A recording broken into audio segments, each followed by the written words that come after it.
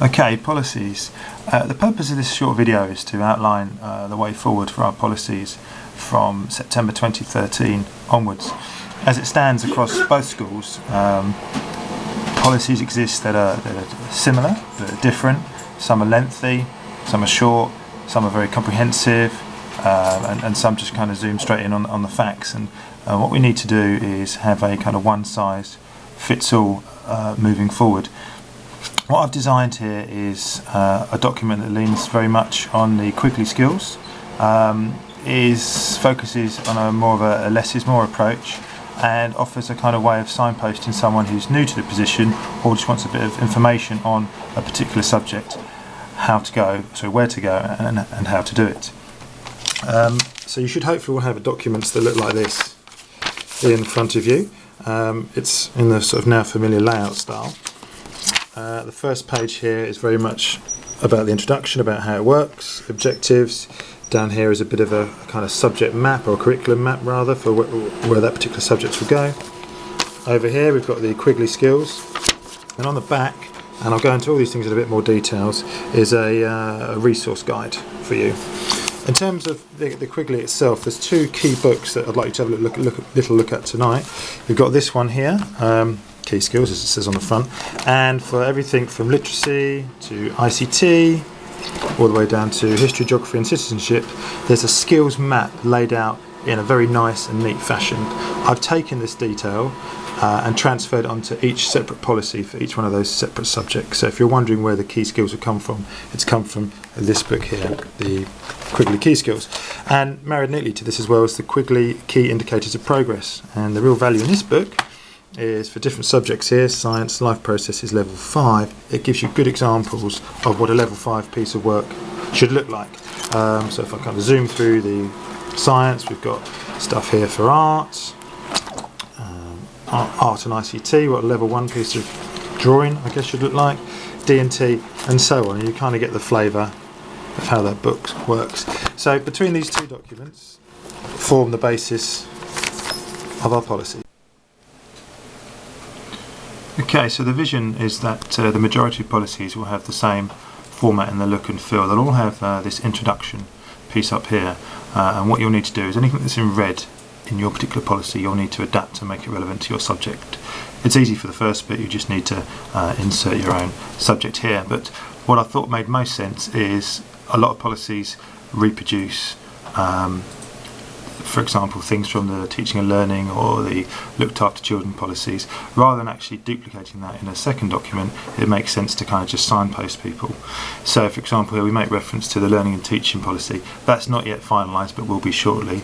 Likewise with the assessment and monitoring, it's just a quick way of saying to someone, if you want to find out about that, that's where it lives, rather than repeating it in the same, in a particular subject's policy. Down here, the objectives are kind of split into two parts.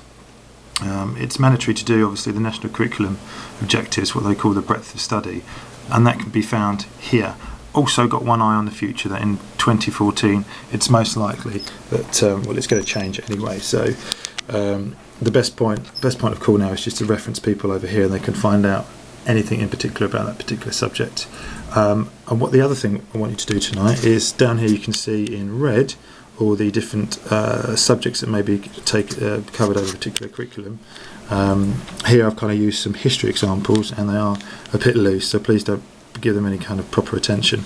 But it's a way of saying from reception all the way up to year 6, this is a map for people to get a look and feel for what's going to be covered. It should hopefully avoid any duplication, and it should also allow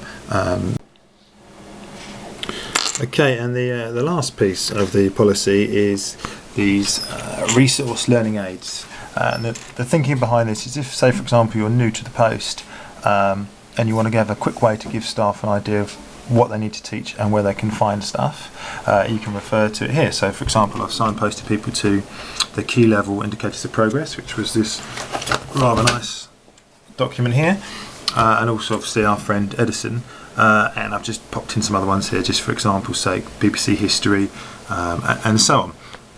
Over here, it's kind of ramped up a little bit in terms of must use, should use, and could use. So if you're that subject leader, you're thinking, you know, I want everyone to make sure they make reference to Quigley or Edison, tick that box. if you think something down here, for example, what have we got here? This is something to do with AstraZeneca. That's from science, which is quite a powerful piece of powerful learning tool that you might want people to use. You could tick it in the you should use this box. And for example, if you want people to have a little dabble with Mantle of the Expert, you could put it down in the could use box. So again, this is the final piece of the jigsaw that I need you to complete, and you probably need to spend a little bit of time on this, thinking about where you want people in your school to be going to get stuff for your particular subject. So please don't stick in primary resources on there.